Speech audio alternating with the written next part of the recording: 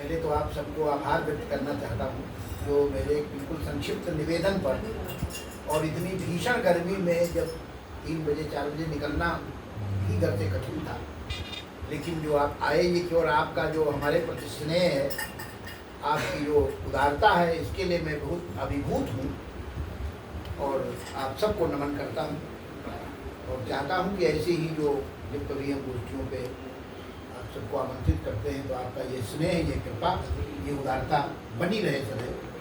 और भाई प्रेरणा परिवार के जो संस्थापक हैं विजय तन्हा जी, उनसे मैंने निवेदन किया कि आप अपने बैनर तले ये कार्यक्रम कर लें, तो उन्होंने बड़े उदारता के साथ स्वीकार किया, उनको भी मैं आभारी हूँ।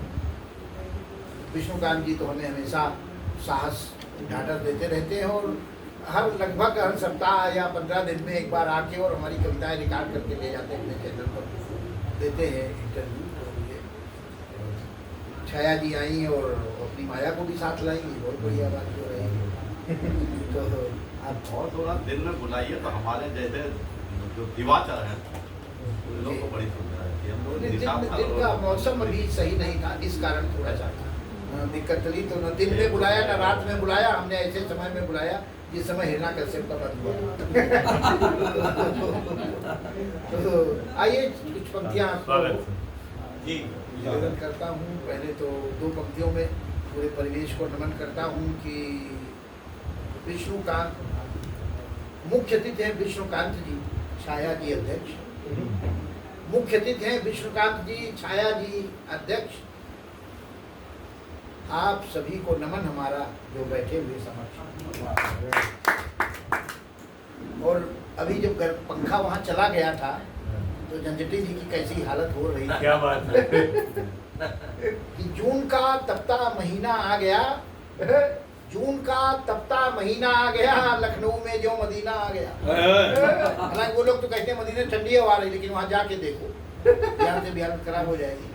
जून का तपता महीना आ गया, लखनऊ में जो मदीना आ गया।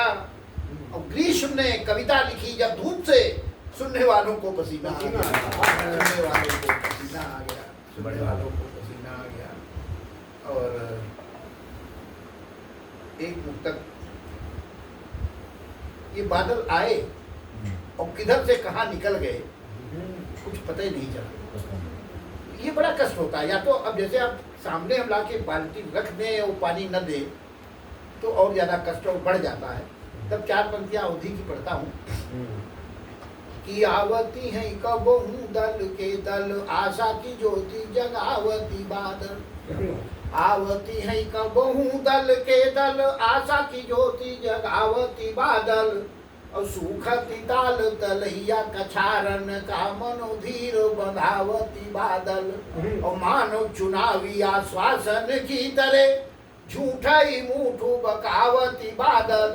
मानो चुनावी आश्वासन की तरह झूठाई मुठू बकावती बादल। और वैसे जरी परी है धरती, इजरे पर लोनू लगा।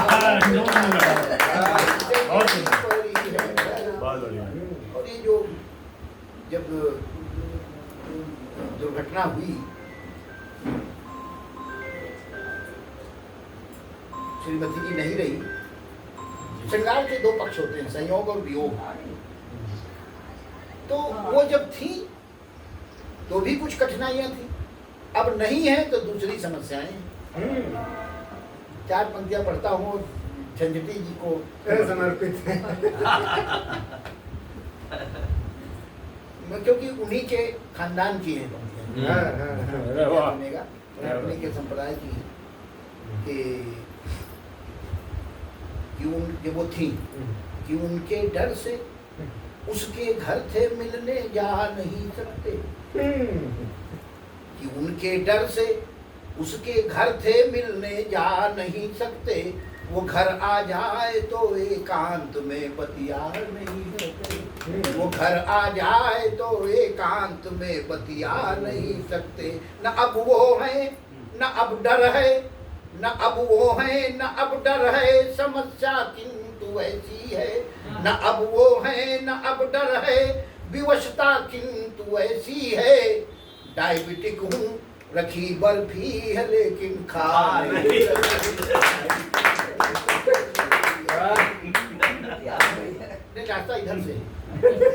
रास्ता ही ये आ गई है तो इधर से इधर ठीक है, बहुत बहुत इधर से। और वास्तव में जिस घटना की बात और जिस तरह के अर्थन से विजय जी ने प्रस्तुत किया, उस समय की वास्तविकता यही थी कि बिल्कुल मैंने अगर नर्व इंजरी जब हुई थी तो अगर कोई बिस्तर भी छू लेता था तो लगता था जैसे करंट लग गया, पंखे की हवा चलती थी तो लगता था बिल्कुल हमारी खाल को छील रहा है। तो लेकिन ये क्षण सबके जीवन में आने हैं, इससे कोई बच नहीं सकता है, मृत्यु तो होनी है। एक दिन तक 4 पंक्तियां पढ़ता हूँ कि जिंदगी स्वप्न एक सलोना है, जो अनुभूतियां हुई वो अनुभूतियां आपसे शेयर करना चाहता हूँ। जिंदगी स्वप्न एक सलोना है, मौत के आगे वो भी बौना है। पहले सोचते तो थे जब कुछ करता भगवान ही करता है, लेकिन इतना भरोसा नहीं था जितना पक्का अब हो गया कि उसके बिना पक्का नहीं होता है। कि जिंदगी स्वप्न एक सलोना है, मौत के आगे वो भी बौना है।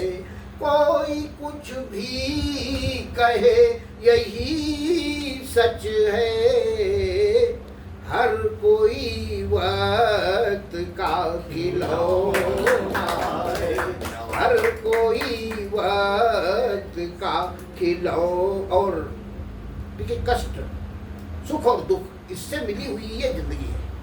ऐसा कोई इंसान आपको धरती पर नहीं मिलेगा जिसके जीवन में सुख ही सुख हो, और ऐसा भी नहीं होगा कि दुख ही दुख हो। अनुपात भिन्न भिन्न हो सकता है। तो 4 पंक्तियां आपके बीच में और पढ़ता हूं, अगर ये आप गांठ में बांध लेंगे तो कष्ट तो आएंगे पर आप उतने अधिक दुखी नहीं होंगे। कि सुख व दुख जिंदगी में आना है, सुख व दुख जिंदगी में आना है, ये तो किस्सा बड़ा पुराना है। रो के काटे जो दुख वो मूरख है, रो के काटे जो दुख वो मूरख है, हंस के काटे वही सयाना है, हंस के काटे वही सयाना है।